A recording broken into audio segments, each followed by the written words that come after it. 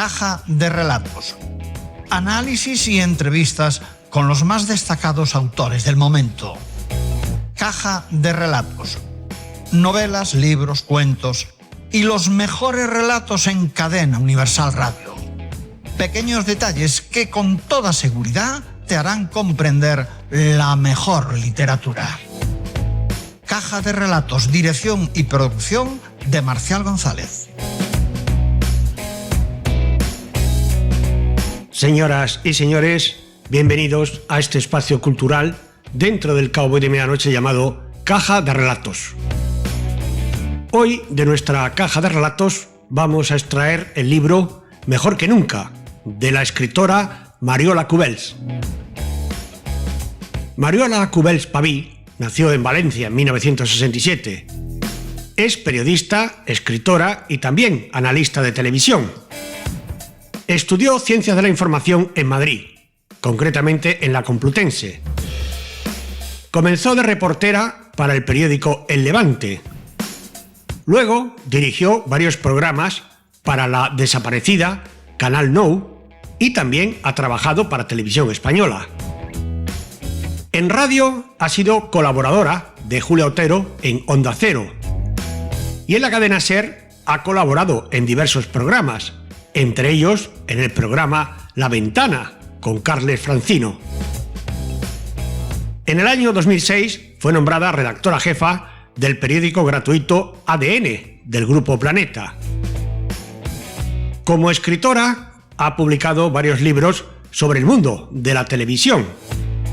El primero de ellos fue en el año 2003, con una crónica de lo que no se ve en pantalla sobre la denominada telebasura. Este libro lleva por título Mírame tonto, las mentiras impunes de la tele.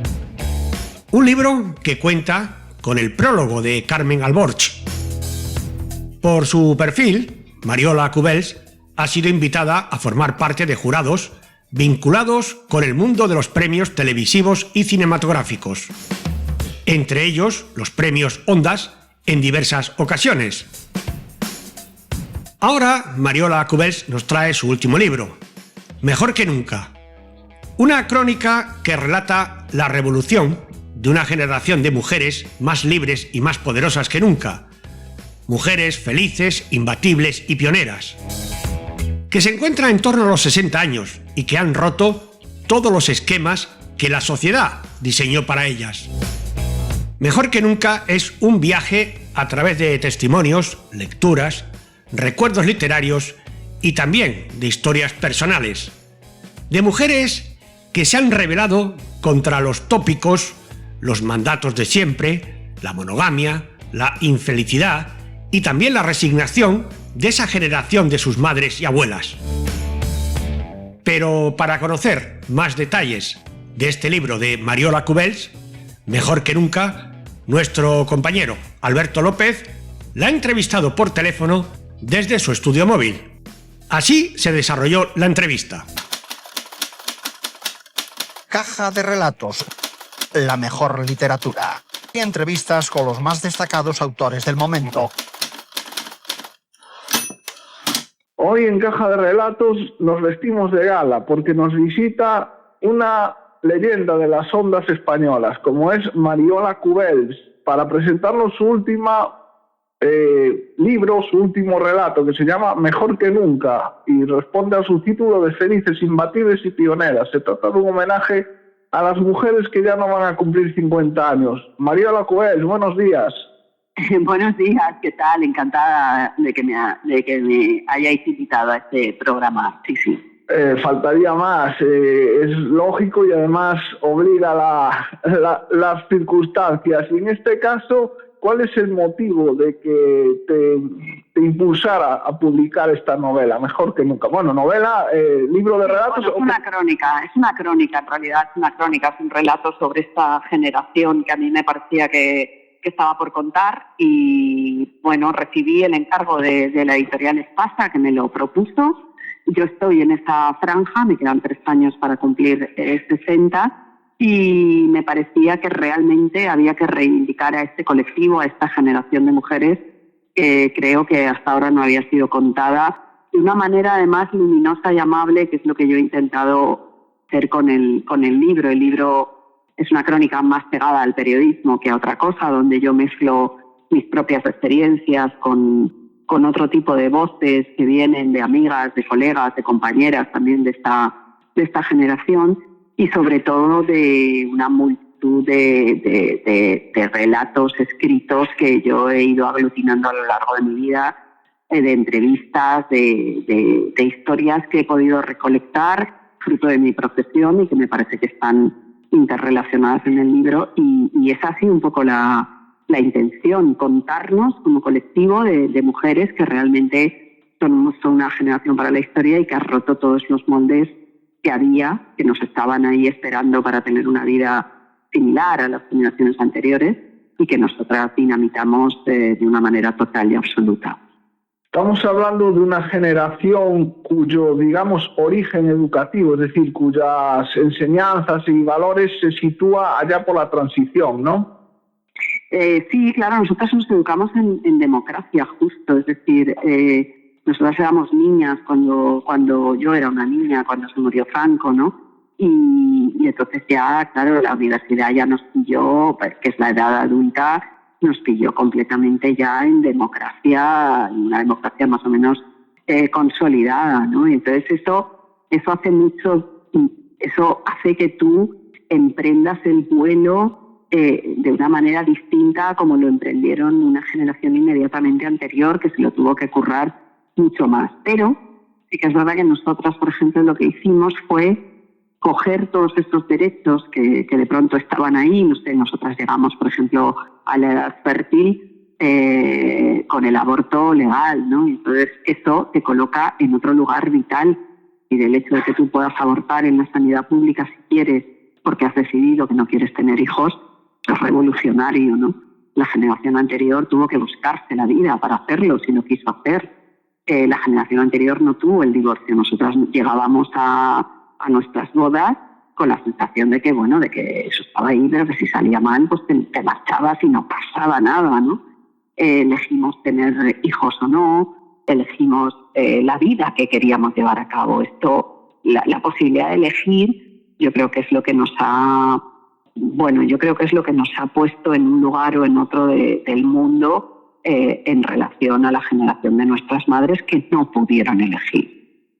Mariola, ese actuar que estás describiendo y con respecto a la generación anterior que también estás citando, digamos, ¿cómo acogió o qué comentarios escuchaste de la generación anterior respecto a estos valores que estás citando en esta entrevista? Hombre, pues malos, o sea, vamos, nosotros tuvimos una educación sentimental bastante mala. Hablo por mí en este caso, pero creo que es algo que se repite a juzgar por todas las conversaciones que yo he tenido con mis colegas. Es decir, nuestras madres, pese a que ellas sí que tenían claro que nosotras íbamos a hacer otra vida, e incluso nos animaban de una manera quizás desconcertadas, pero en el fondo convencidas de que debíamos iniciar otro vuelo y hacer la vida que ellas no pudieron hacer, ellas estaban metidas en el caos, claro, en el fondo, ¿qué querían para nosotros? Solo conocían esa vida, ¿no? Y entonces no sabían que podía haber otra vida, una vida más plena. Entonces, claro, las lecciones que nosotras recibíamos en casa eran nocivas para poder desarrollar una vida personal plena, ¿no? Pues eso era una educación más conservadora, una educación pacata, una educación instalada más en el miedo, en la posibilidad de repetir patrones, en no llamar la atención, en no romper con lo establecido, ¿sabes? Que claro, esta generación de nuestros padres y nuestras madres fueron esa generación del franquismo que el franquismo aniquiló, así de claro, ¿no? Entonces, claro, nosotros tuvimos que romper con todo eso. Y somos la primera generación que ya no ha educado a sus hijos igual. Es decir, mi abuela educó a mi madre igual que ella. Mi madre me educó a mí igual. Pero yo ya no he educado a mi hija igual. Y esto es revolucionario. Y en esos diálogos que mantienes con tu hija y que has comentado, digamos, ¿qué diferencias encuentras o qué preguntas encuentras o qué inquietudes, mejor dicho, encuentras en ella que te hayan llamado la atención? Pues mira, a mí me parece que ella, mi hija y muchas niñas de su edad, que tienen 18 años, van 60 pasos por delante. Es decir, yo que me creo la más moderna del mundo, la más puesta, la más empoderada, y que la que ya no tengo ningún prejuicio, ninguna. De pronto mi hija llega y me da sopa con ondas con algo que yo no había previsto, en lo que no había pensado, y a mí eso me hace profundamente feliz, ¿sabes? O sea, ellas van más allá, claro, porque ellas ya tienen este camino recorrido, ya tienen todo garantizado, más o menos, ¿no? Y entonces ellas ya van a otros, y por eso hay una corriente tan fuerte, tan potente, de chicas muy jóvenes que están rompiéndolo todo. Muy bien por ellas. Por eso han conseguido el Me Too, por eso han conseguido llenar las calles de manifestaciones históricas, por eso han conseguido crear nuevas corrientes de opinión, visibilizar diversidades sexuales. Quiero decirte, creo que ellas han heredado todo esto, han crecido con esa normalidad y claro que exploran nuevos territorios, afortunadamente, territorios que a mí se me quedan ya como, pues eso, hablábamos mucho el otro día, hablé mucho con mi hija y con sus amigas de esta historia de la fluidez, ¿no? Ahora, del binarismo, que a mí me parece, a mí me da igual, ¿sabes? Yo ya estoy en otro lugar, ¿sabes? Es un mundo que me queda lejos, ¿no? Pero me encanta que ellas lo tengan claro, que lo exploren, que lo lleven adelante, que no tengan remilgos a la hora de mirarse, de aceptarse, de comprenderse a uno mismo, ¿sabes? Eso a mí me parece que, bueno, y yo me siento un poco partícipe porque siento que yo también he creado ese mundo, educando a mi hija y ayudándola en sus lecturas, educándola visualmente, que yo me he preocupado mucho también de eso. Pues mira, al hilo del tema audiovisual viene la siguiente pregunta. En el libro citas como una de las obras para contemplar estos ejemplos que nos estás describiendo la película Mujeres al borde de un ataque de nervios, rodada por Pedro Almodóvar en 1988. Recordamos los de mi generación y bueno, siendo niños, que en aquella época se decía que poco menos que estas mujeres, al igual que de todas las que salen en las películas de Almodóvar, estaban locas y que había que huir de ellas. Eso también lo recibimos nosotros en nuestra educación. Hombre, y tanto, y fíjate, claro, porque eso de hecho se leía así, era así leído, y a mí me parece todo lo contrario, me parece que él contaba un mundo que existía, que nadie se había atrevido a contar. Pues sabemos que Almodóvar era muy pionero en ese tipo de mirada, ¿no? Y por supuesto que Mujeres al borde de un ataque de nervios fue fundamental también para construir un imaginario colectivo que banalizara o que de alguna manera rompiera ese tópico de la loca, ¿no? Que decía, no, es que estamos aquí, y sobre todo, como dicen ahora, hay una frase ahora que se repite mucho, de poco locas estamos, ¿no? Para lo que sucede, ¿no? Y a mí me gusta mucho, es una película fabulosa que creo que inició una narrativa por la que luego han seguido muchos creadores, pero que él fue el primero, evidentemente, que se atrevió, que rompió, que lo dinamitó todo, en definitiva. También nos citas, y esas vienen del otro lado del charco, otras obras, en este caso de series. Hablamos de Sexo en Nueva York y Las Chicas de Oro, que en su momento, y ya hace 20 años después de su estreno, pues también trajeron valores bastante rupturistas por lo que se publicaba por estos pagos, ¿no? Es que a mí me parece que estas dos series, que estéticamente son muy clarificadoras de lo que yo quiero contar en el libro, me parecen muy fáciles de reivindicar en todos los aspectos. Las dos se pueden ver ahora, incluso Las Chicas de Oro se puede ver en Prime Video, y a mí me parece que lo que estéticamente Las Chicas de Oro, en la ficción de Las Chicas de Oro de hace más de 30 años, ellas representaban 50 y 60 años, que es muy fuerte esto. En cambio, tú las mirabas y te parecían ancianas. 30 años después, en la segunda parte de Sexo en Nueva York, esas mismas mujeres de la primera parte de Sexo en Nueva York, que tenían 30, ahora tienen 50 y 60, y caramba, es decir, tú las miras, las comparas con las chicas de oro y te parecen sus hijas, ¿no? Entonces a mí esa revolución estética, esa revolución en la apariencia física, me parece que define también y cuenta muy bien una historia, ¿no? No solo cuenta la parte física y la parte estética, cuenta también la parte de dentro, es decir, y sobre todo de cómo te veía el mundo a ti, ¿no? Y a mí me parece que eso audiovisualmente es una imagen potentísima por mí.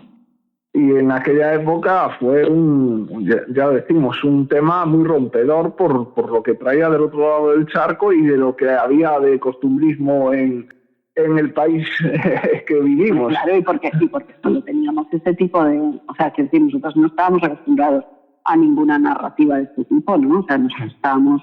teníamos las narrativas propias que eran un poco pacatas, y de pronto llega esto y claro, fue como, vamos a ver qué es esto, o sea, qué barbaridad, qué maravilla, qué manera de reír, de utilizar. Inauguramos además, yo creo que hubo, no sé, debió haber una generación entera que de pronto vio el sarcasmo, ¿no? Que ahora lo tenemos súper presente en las series de televisión, pero en aquel momento no, y el sarcasmo es algo, la ironía, el sarcasmo es algo, no, es algo maravilloso, ¿no? Y entonces a mí me parece que esa serie vino a dejarlo ahí para los restos, ¿no? Otro de los aspectos que retratas en el libro es el tema de la libertad casi total. Hablas de una libertad pequeña, que es hacer lo que quieras cuando te dé la gana, y otra grande, que es ya enfrentarse a los pacos, que llamas así para describir a los hombres que son compañeros, pareja o maridos en algunos casos de las mujeres protagonistas del libro. ¿Por qué eso de callar a los pacos? ¿Qué tienen los pacos que haya que callar?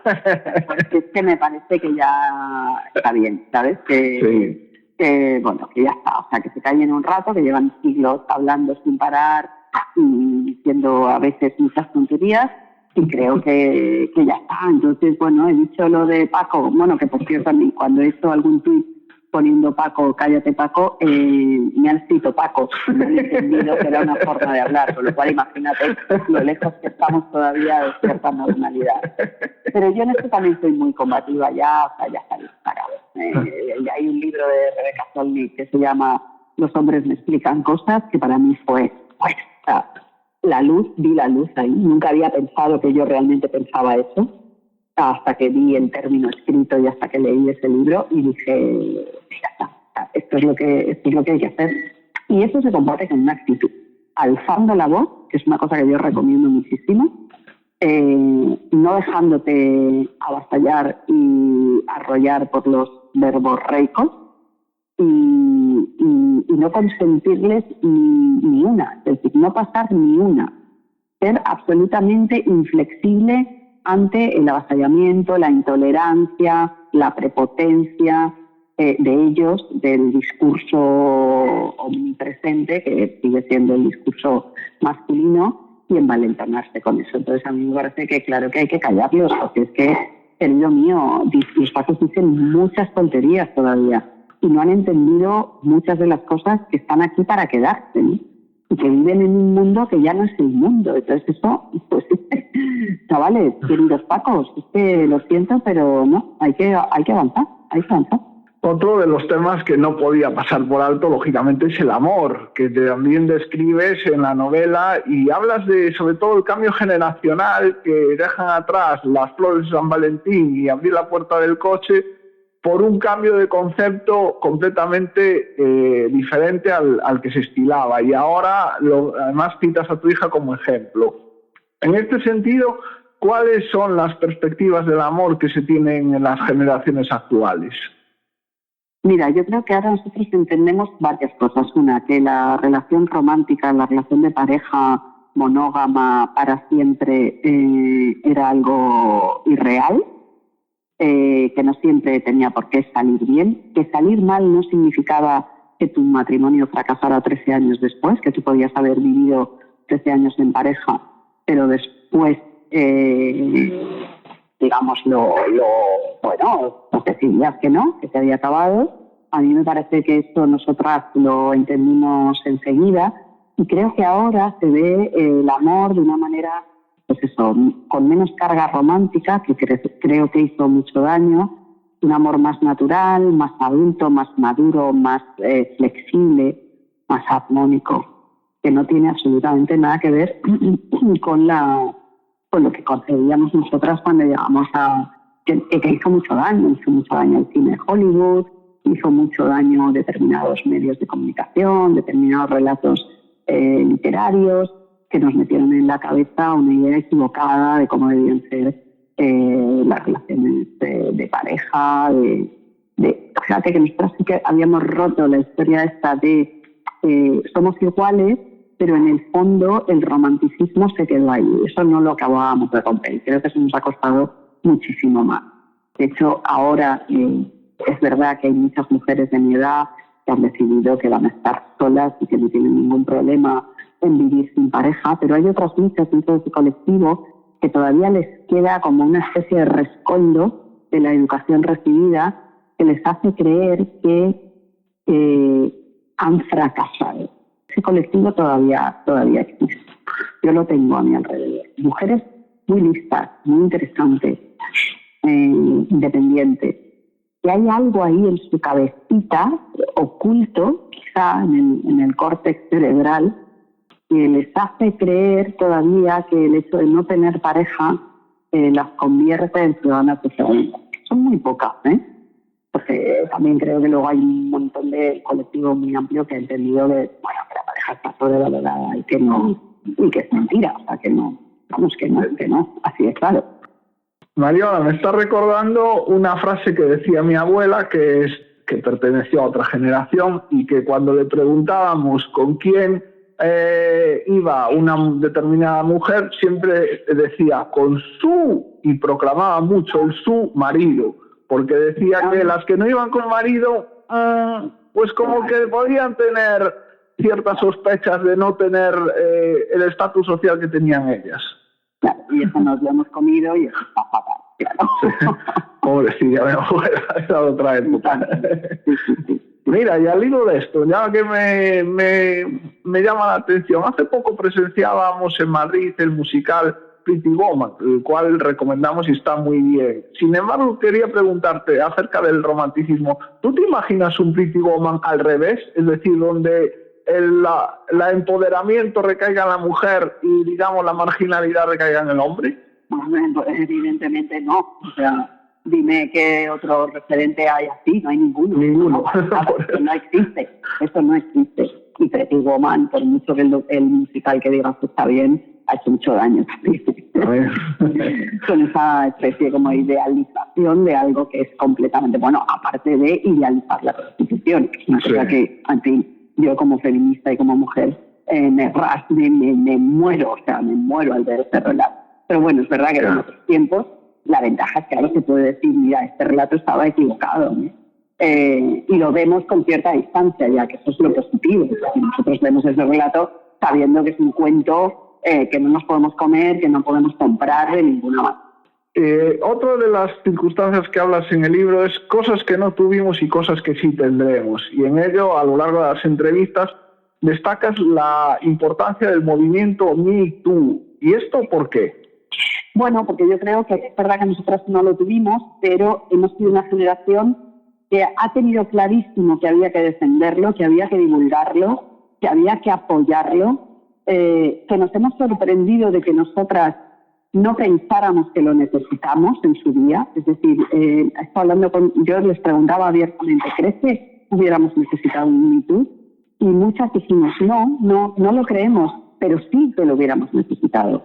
Lo que pasa es que asumimos comportamientos que estaban completamente normalizados en ese momento, y hasta que no llegó el Me Too, hubo una generación de mujeres mucho más jóvenes que dijeron, no, nosotras no fuimos conscientes de que a todas nos había pasado algo similar, de mayor o menor calado, más grave, menos grave, pero todas habíamos tenido situaciones incómodas que nos habíamos comido, todas habíamos tenido que sufrir a los babosos, todas nos habíamos creído que teníamos que aguantar determinados comportamientos masculinos porque eso es lo que había, porque eso es lo que estaba, incluso mujeres, de mi colectivo, que éramos periodistas, que éramos universitarias, que teníamos una vida propia, te comías cosas, te comías modelos, te comías ramalazos de idiotas, ¿no? Y entonces todo eso, el Me Too vino a descubrirnos que nos lo comimos porque mira, pero que ojalá no nos lo hubiéramos tenido que comer, ¿no? Y entonces, ¿qué podíamos hacer por ellas? Pues apoyarlas a muerte. Y yo, el Me Too me parece que nos ha situado a las mujeres de todas las generaciones en otro lugar, en otra dimensión, en un mundo mejor, en definitiva, ¿no? En un mundo en el que realmente, como decía el hashtag este trazo de Jenny Hermoso, en un mundo en el que se acabó, ¿no? Y a mí me encanta ese se acabó. Estoy con ellas a muerte, ¿sabes? No. Sí. Mira, citabas a Jenny Hermoso y yo como aficionado al fútbol y al cine voy a decirte un cambio que ha habido ya no por el campeonato del mundo, que también, pero el fútbol femenino ha pasado de, recordarás, las Ibéricas Fútbol Club al campeonato del mundo conseguido por parte de la selección española. Vaya cambio, ¿eh? Vaya cambio, sí, a mí me parece, ojalá hubiera podido meter a esta historia cuando escribí el libro, o sea, cuando pasó esto ya estaba en el horno.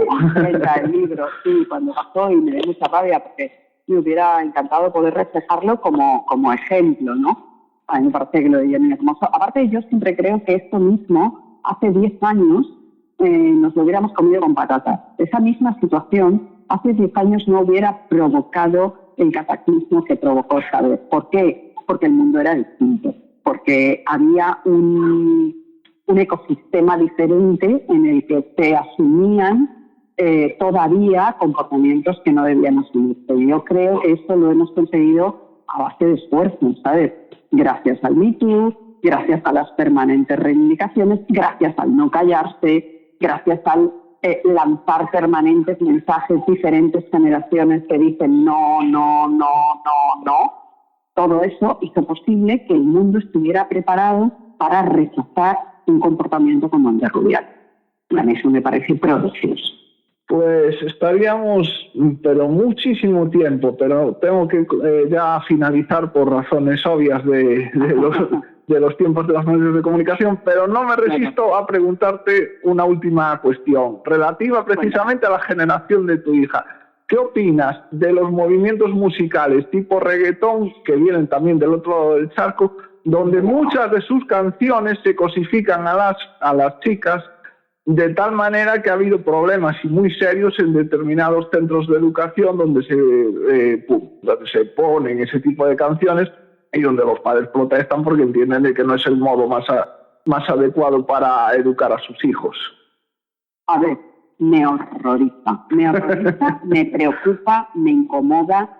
Es verdad que, mira, mi hija tuvo un tiempo mucho más cercano a la adolescencia, así 12, 13, 14 años, en la que escuchaba una música teníamos discusiones. Creo que las mayores discusiones que he tenido con mi hija han sido por esto, para hacerle ver cuál era el contenido de esos mensajes.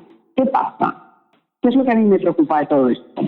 Pues que gente como mi hija, que la ha podido escuchar, o niñas de su contexto, que son privilegiadas en el sentido de que tienen otros inputs en su vida, reciben otro tipo de mensajes musicales, audiovisuales, literarios, vitales, etcétera, etcétera, y que tienen padres preocupados y que les hacen ver que eso, en fin, que esa música, esas letras, es un horror por lo que significan, por lo que suponen, por lo que cuentan, de involución también.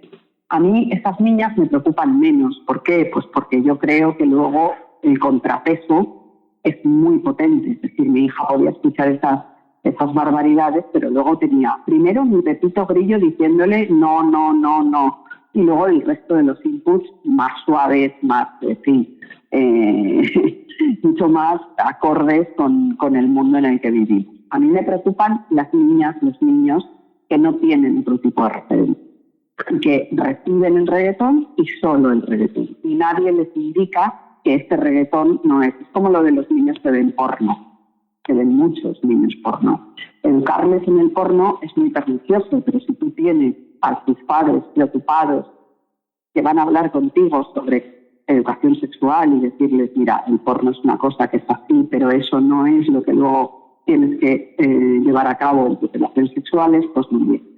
Pero ¿cuántos niños, cuántos adolescentes no tienen esos otros referentes? Y a mí son esos niños, no los niños. Me preocupan esos niños, que son menos afortunados, que son menos privilegiados. Me preocupan ellos, sí. Igual que me han preocupado siempre ellos en su cultura audiovisual. ¿Sí? Los niños que no reciben otra cultura audiovisual más que la basura, a mí me preocupan más que los que ven esa misma basura, pero luego tienen ese contrapeso. No sé si me he explicado. Sí, perfectamente. Al menos lo hemos entendido. Sí, es delicado, pero es de rabiosísima actualidad y creemos que hay que tratarlo.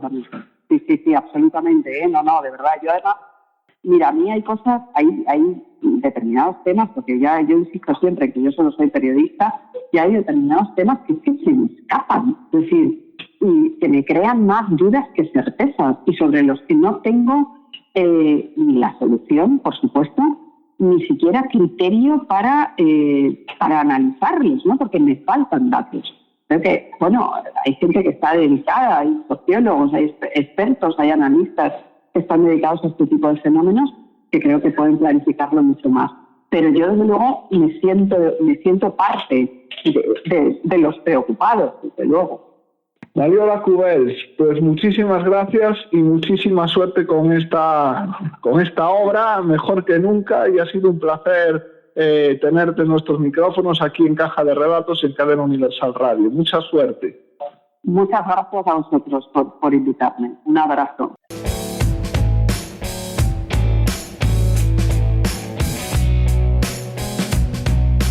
Y hoy, para despedir este Caja de Relatos, lo haremos con un fragmento del libro de Ángel Martín, Por si las voces vuelven.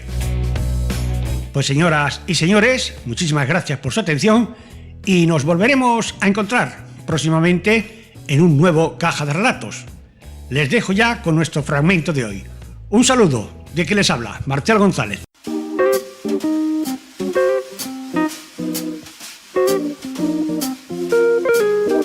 Es imposible saber cómo funciona el interior de los cerebros. Uno da por sentado que todos funcionan más o menos igual y que la forma que uno tiene de pensar o de sentir es la misma forma que tienen todos los demás. Pero dudo mucho que nadie pueda asegurar al 100% y con certeza que eso es exactamente así.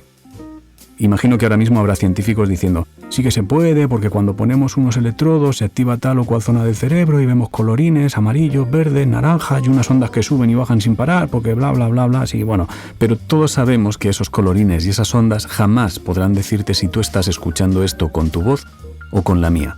Es más, ¿cuál es la frase que más veces te ha dicho tu madre? ¿La tienes? Piénsala.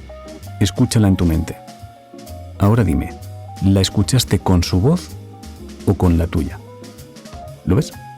Tu cabeza está llena de voces y eso jamás podrá detectarlo nadie por muchos electrodos de colores que te pongan. Quizá podrán saber las zonas del cerebro que se activan, pero jamás podrán saber cuál es la voz que has escuchado. En tu cabeza tienes voces de padres, amigos, hermanos, parejas, familiares, profesores, jefes, compañeros, actores, músicos, algunas que tú mismo has inventado e incluso algunas de personas que murieron hace tiempo o no hace tanto. Hay cientos de voces esperando a que las necesites para relatar algún recuerdo o simplemente bromear. La única diferencia entre estar cuerdo o estar loco es tenerlas o no bajo control. Digamos que estás cuerdo porque las tienes controladas bajo llave en una especie de baúl, como si fueran el muñeco de un ventrílocuo, esperando a que las vayas eligiendo a medida que las necesites. Volverse loco es ir a cambiar de sitio ese baúl y que se te caiga al suelo, se rompa la tapa y se pierda la llave para siempre, mientras todas esas voces deciden que, a partir de ahora, van a acampar a sus anchas dentro de tu coco diciendo lo que les salga del rabo, cómo y cuando más les apetezca. Pero como esas voces lo último que quieren es llamar la atención para evitar que puedas devolverlas al baúl o pedir ayuda cuanto antes, sus intervenciones son perfectas y sutiles. De este modo, muy, muy lentamente, se apoderan por completo del cerebro. La primera voz que escuché fue la mía.